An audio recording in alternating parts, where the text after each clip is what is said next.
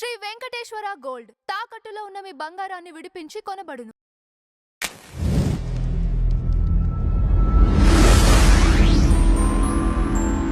Madam నమస్కారం. నమస్తే madam, Balakrishna video ఒకటి వైరల్ అవుతుంది. ఆయన ఎయిర్పోర్ట్లో అభిమాని పైన ఆగ్రహం వ్యక్తం చేసినట్లు ట్రోల్స్ స్టార్ట్ అయ్యాయి మళ్ళీ.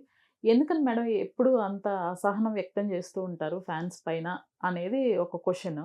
అట్లనే ఆనంద్ గారు కూడా ఆయనకి సారీ చెప్తూ ఒక వీడియో చేశారు, ట్విట్టర్లో కూడా పోస్ట్ చేశారు అనేది తెలుస్తోంది. ఏంటి మేడం రీజనింగ్? ఇప్పుడు పైరసీ వీడియోలకి సినిమాలకు సంబంధించి ఆయన సివి ఆనంద్ గారు ఒక మీటింగ్కి అందరినీ పిలిచారు. సినిమా ఇండస్ట్రీలో ఉన్న పెద్దలందరినీ పిలిచారు. అంటే దానిలో హీరోలు వచ్చారు, అందరూ వచ్చారు. అందరూ వస్తే అందరూ కూర్చున్నారు, వాళ్ళ వాళ్ళ బాధలు సాధక బాధకాలు చెప్పారు. వాళ్ళకి అంటే మ్యాక్సిమం ఇవాళ హీరోలు కూడా నిర్మాతలు అవుతున్నారు, దర్శకులు నిర్మాతలు అవుతున్నారు, నిర్మాతలు దర్శకులు అవుతున్నారు, ఇట్లా మల్టిపుల్ రోల్స్ ప్లే చేస్తున్నారు కదా. సరే, దీనికి సంబంధించి కొంతమంది వచ్చారు. ఆ వచ్చిన వాళ్ళల్లో బాలకృష్ణ గారు రాలేదు. అయితే ఆ మీటింగ్ జరిగిపోయింది. వీళ్ళ సూచనలు వీళ్ళ గ్రీవెన్సెస్ అన్నీ సివి ఆనంద్ గారు తీసుకున్నారు. ఇప్పుడు ఈ ఐబొమ్మ రవి ఉన్నాడు కదా, ఈ విషయం గురించి ఇట్లాంటి పైరసీని అరికట్టాలి అని చెప్పి వీళ్ళు ఎప్పటి నుంచో సినిమా పోలీస్ డిపార్ట్మెంట్ని, సైబర్ క్రైమ్ వాళ్ళని అప్రోచ్ అవుతున్నారు సినిమా వాళ్ళు. అయితే దానిలో భాగంగానే ఆ మీటింగ్ జరిగితే దానికి బాలకృష్ణ గారు హాజరు కాకపోయేసరికి ఎవరో అభిమాని మా బాలకృష్ణ గారిని ఎందుకు పిలవలేదు అని చెప్పి ట్విట్టర్లో, అంటే ట్విట్టర్ అంటే ఇప్పుడు ఎక్స్లో పోస్ట్ చేశారు. పోస్ట్ చేస్తే కొంచెం పిలవచ్చు కదా అన్నట్లు. అయితే వీళ్ళు పిలిచారు. వీళ్ళు నిజానికి సివి ఆనంద్ గారు వాళ్ళ వైపు నుంచి పిలిచారు. ఆయన రాలేదు. ఈ సంగతి అభిమానికి తెలియదు కదా. ఈ అభిమాని ఇలా పెట్టేసరికి వాళ్ళు ఒక నవ్వుతున్న ఎమోజీ ఒకటి దానికి ఆన్సర్గా పెట్టారు. అది ఆయనకి నచ్చక దాని మీద ఇంకా పోస్టులు పెరిగిపోతా ఉన్నాయి విపరీతంగా. ఇది ఏదో ఒక రోజు సివి ఆనంద్ గారి దృష్టికి వచ్చింది ఈ సంగతి. వచ్చి ఏం చేశారంటే అవన్నీ డిలీట్ చేసి ఆయన ప్రముఖంగా ఒక ప్రకటన విడుదల చేశారు. అందరినీ పిలిచినట్టే ఆయన్ని కూడా పిలిచాము. మాకేమీ ఆయన పైన దురభిప్రాయం కానీ లేకపోతే ఇంకొకటి కానీ శత్రుత్వం కానీ ఏమీ లేవు. పైగా నాకు వీళ్ళందరూ అభిమాన నటులు, వీళ్ళందరి సినిమాలు చూస్తూ పెరిగాను నేను. మేమైతే కావాలని పిలవకపోవటం అనేది లేదు. పైగా ఆ ఎమోజీ పెట్టింది కూడా మేము మా ఖాతాలన్నీ కూడా మేము హ్యాండిల్ చెయ్యము. మాకు ఒక సహాయకులు ఉంటారు. వాళ్ళు మామూలుగా వాళ్ళకి ఏ డౌటు లేకపోతే వాళ్ళే సమాధానాలు రాసేస్తారు.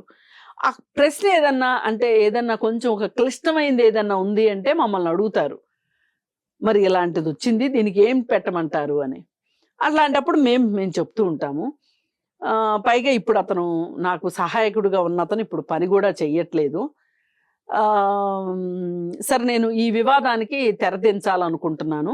అందుకోసం నేను ఏం చేస్తున్నాను అని అంటే ఇవన్నీ డిలీట్ చేసేస్తాను. నేను ఏది ఏమైనా మా తరఫు నుంచి ఒక అసౌకర్యం కలిగిందేమో బాలకృష్ణ గారికి, నేను క్షమాపణలు చెప్తున్నాను అని చెప్పి సివి ఆనంద్ గారు వినమ్రంగా తెలియజేయటం జరిగింది. ఇప్పుడు ఇక్కడ ఒక మనిషి క్షమాపణ చెప్పారు అనగానే వాళ్ళ నెత్తి మీద కిరీటాలేమి కింద పడిపోవు. అది వాళ్ళ ఏమంటాము వాళ్ళ వ్యక్తిత్వానికి సంబంధించిన విషయం. ఇప్పుడు ఎవరైనా ఒక విషయాన్ని ఇంతటితోటి ముగించాలి అనుకున్నారనుకోండి, ఓ నమస్కారం పెట్టేసి అయింది ఏదో అయిపోయింది ఇంకా. ఎందుకంటే పని లేని వాళ్ళే గొడవలు పెట్టుకుంటారు, లాగి పీకి చేస్తూ ఉంటారు. ఇప్పుడు పని తర్వాత పని, అసైన్మెంట్ తర్వాత అసైన్మెంట్ ఉన్న వాళ్ళు ఏం చేస్తారు, దీన్ని ఇంతటితోటి క్లోజ్ చేసేసి నెక్స్ట్ అపాయింట్మెంట్కి, నెక్స్ట్ అసైన్మెంట్కి వెళ్ళిపోదాం అనుకుంటారు. ఇది పని ఉన్న వాళ్ళ లక్షణం. మనుషుల్లో కూడా ఇది కనిపిస్తూ ఉంటుంది.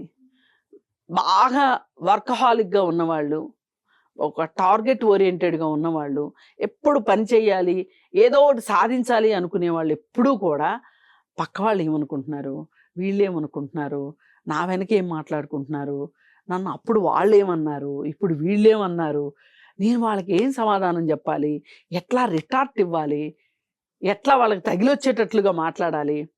కొంతమంది ఇదే పని మీద ఉంటారు. ఇది చాలా చాలా ప్రమాదకరమైన ధోరణి అనమాట. అసలు వీళ్ళ వల్ల నయా పైసా ఉపయోగం ఉండదు సమాజానికి కానీ పక్కన ఉన్న మనుషులకు కానీ. పైగా ఈర్ష్య ద్వేషము నేర్చుకుంటారు వీళ్ళని చూసి. ఇది పెద్ద అంటురోగం. నువ్వు నన్ను ఇలా అన్నావు కదా. కొంతమంది అయితే గమ్మత్తుగా ఫలానా సంవత్సరంలో ఫలానా సంఘటనలో ఫలానా పెళ్లిలో ఫలానా బస్సులో ఫలానా రైల్లో నువ్వు నన్ను ఇలా అన్నావు అని మాట్లాడుకుంటూ ఉంటారు. ఇది ఒక రకంగా ఒక మానసికపరమైన జబ్బు. ఎప్పుడూ కూడా గతం మనకు దేనికి పనికి రావాలి అంటే ఒక తప్పులు మళ్ళీ చేయకుండా ఉండటానికి. ఇప్పుడు మనం గతంలో ఒక పొరపాటు చేస్తే ఆ పొరపాటు గురించి రోజు చింతించితే ఉపయోగం లేదు. వెనక్కి తిరిగి చూసుకొని అది ఒక గుణపాఠం. అప్పుడు ఏం చేసాము, అలా చేయకుండా ఉందాము అంటే వాటి నుంచి నేర్చుకుంటాం, గుణపాఠాలు నేర్చుకుంటాం. అది గతం యొక్క అవసరం. అలాగే ఇప్పుడు మనం అదే చింతిస్తూ ఉన్నాం అనుకోండి, వర్తమానంలో కూడా మనం ఏమీ చేయలేం. వర్తమానంలో ఏమీ చేయకపోతే భవిష్యత్తు కూడా ఉండదు. ఇప్పుడు ఈ రోజుకి ఈరోజు రైట్ నౌ ప్రజెంట్లో మనం ఏం చేస్తున్నాం అనే దాన్ని బట్టి ఫ్యూచర్లో మన భవిష్యత్తు ఏంటో తెలుస్తుంది. అంతేగాని మనం ఈ ప్రజెంట్లో నిలబడి అయిపోయిన దాని గురించి గతం గురించి మాట్లాడుకుంటున్నాం అనుకోండి, ఇప్పుడు ఏమీ చేయలేము. ఇప్పుడు ఏమీ చేయలేకపోతే రేపు మనకు మంచి ఫలితాలు రావు. కానీ చాలామంది చేసేది ఏంటి అంటే అది ఒక రకంగా ఒక మానసిక దౌర్బల్యంగానే చూస్తాను. అలా ఉండటం చాలా చాలా పొరపాటు. ఇదంతా ఎందుకు చెప్తున్నామంటే సివి ఆనంద్ గారు సారీ చెప్పిన దాని గురించి మనం ఇంత మాట్లాడుకోవాల్సి వస్తుంది. అంటే ఒక మనిషి ఒక స్టెప్ తీసుకుంటే, ఫార్వర్డ్ స్టెప్ తీసుకుంటే అది ఎంత లాభమో ఆలోచించండి. ఆయన దీన్ని ఇంతటితోటి క్లోజ్ చేసేసారు. క్లోజ్ చేసేస్తే మరి మన అభిమానులు ఎవరైతే ఉన్నారో, అభిమానులు కాదు వీళ్ళు, దురభిమానులు ఉంటారు కొంతమంది నిజంగా అభిమానులు ఉంటారు. వాళ్ళ పనులు వాళ్ళు చేసుకుంటూ ఉంటారు. సినిమా వస్తుంది చూస్తారు, మా బాలయ్య అని మాట్లాడుకుంటారు, డైలాగ్ ఇలా చెప్పాడు అలా చెప్పాడు అనుకుంటారు, అయిపోతుంది. కానీ కొంతమంది ఏంటంటే ఒక ట్రూ ఫాలోవర్స్ లాగా వెళ్తూ ఇక వాళ్ళని వెంబడిస్తూ ఉంటారనమాట. అయితే ఇంతకుముందు కూడా ఒక 2-3 సందర్భాల్లో బాలకృష్ణ గురించి వచ్చింది ఏంటి అంటే, బాలకృష్ణ అభిమానులు ఆగమని అడిగితే ఆగకపోతే వాళ్ళు బండ్లు వేసుకొని అతని కారుని వెంబడిస్తే ఒక పాయింట్ వచ్చేసరికి వీళ్ళు చేజ్ చేసి ఆయన్ని ఆపగలిగారు. ఆపితే అప్పుడు బాలకృష్ణ చాలా పరుషంగా మాట్లాడి, మీరేం చదువుతున్నారు, మీ బ్యాక్గ్రౌండ్ ఏంటి, అమ్మా నాన్న ఉన్నారా, ఇవన్నీ అడిగి, అసలు మీకు పద్దాక నా వెంట తిరిగితే మీకేమొస్తుంది, మీరు చదువుకుంటే కదా మంచి ఉద్యోగం చేయగలుగుతారు, మీ అమ్మా నాన్నలను బాగా చూసుకోగలుగుతారు, అది మీ బాధ్యత కదా, పెళ్ళైతే భార్యను చూసుకోవాలి, పిల్లలు పుడితే పిల్లలను చూసుకోవాలి, మీరు బాధ్యతగా ఉండాలి అని చెప్పి అతను అభిమానులను ఉద్దేశించి మాట్లాడాడు అనేది ఒకసారి ఒక వార్త వచ్చింది. నాకెందుకు అది బాగా నచ్చింది. అలా కాకుండా అభిమాన నటుడి సినిమా రిలీజ్ అవుతుంది అంటే వీళ్ళు బట్టలు చింపేసుకుని ఇంట్లో ఉన్న కొద్దిపాటి డబ్బు తీసుకొచ్చి పూలదండలు కొనుక్కొచ్చి పాలాభిషేకాలు చేసి పెద్ద పెద్ద కటౌట్లు పెట్టి, వాళ్ళు 1000 రూపాయలు టికెట్ పెడితే 1000 రూపాయలు పెట్టి అభిమానుల జేబులు చిల్లులు పడేటట్లు చేసి ఇవన్నీ చేశారనుకోండి, ఎవరికి నష్టం? అభిమానులకే నష్టం. ఈ అభిమానుల యొక్క అభిమానాన్ని తట్టుకోవటం కూడా ఒక్కొక్కసారి కష్టం. అలా ఇప్పుడు ఎయిర్పోర్ట్లో జరిగిన ఘటన కూడా నాకు ఎందుకో ఏమనిపిస్తుందంటే బాలకృష్ణ గారిని ఏదో సమర్థించాలనేది నా ఉద్దేశం కాదు, కానీ ఆయనలో కొన్ని దుందుడుకు మాటలు, దుందుడుకు చేష్టలు, పిల్ల చేష్టలు ఉంటుంటాయి ఒక్కొక్కసారి. వాటినేమి మనము లేదు లేదు బాలయ్య చేశాడు కాబట్టి కరెక్ట్ అనే ఉద్దేశం నాకు అసలు లేనే లేదు. పైగా నేను బాలకృష్ణ అభిమానిని కూడా కాదు. కానీ విషయం ఏంటి అంటే ఇక్కడ అతను అభిమానుల్ని కంట్రోల్ చేసే విషయంలో కొంచెం కఠినంగా ఉంటాడనేది మట్టుకు వాస్తవం. ఆ అభిమానుల యొక్క మనోభావాల్ని ముద్దు చేస్తూ తనకి ఏమైనా సరే అభిమానులుగానే పడి ఉండాలి అనే ఉద్దేశంలో మటుకు బాలకృష్ణ ఉండడు అనేది మటుకు చాలా సందర్భాల్లో నిరూపితమైంది. అలాగే ఎయిర్పోర్ట్లో కూడా ఒక అభిమాని పదే పదే పదే పదే పదే వస్తూ ఉంటే ఆ అభిమానికి చాలాసార్లు చెప్పి గతంలో కూడా చెప్పున్నాడు. మళ్ళీ అతను వచ్చేసరికి అసలు నువ్వు ఈ చుట్టుపక్కల కనిపించావంటే ఊరుకొని నీకేం పని పాట లేదా అని చెప్పి. అలాగే క్రికెట్లో కూడా సచిన్ టెండూల్కర్కి ఒక అభిమాని ఉంటాడు. అతను ఇండియన్ కలర్స్ అన్ని వేసుకొని ఎక్కడ మ్యాచ్ జరిగినా వెళ్తా ఉంటాడు. ఎక్కడంటే అక్కడికి అతనికి ఎవరో ఒకళ్ళు స్పాన్సర్ చేస్తూ ఉంటారు. అలాగే సచిన్ టెండూల్కర్ కూడా అతనికి ఏదో సహాయం చేశాడు.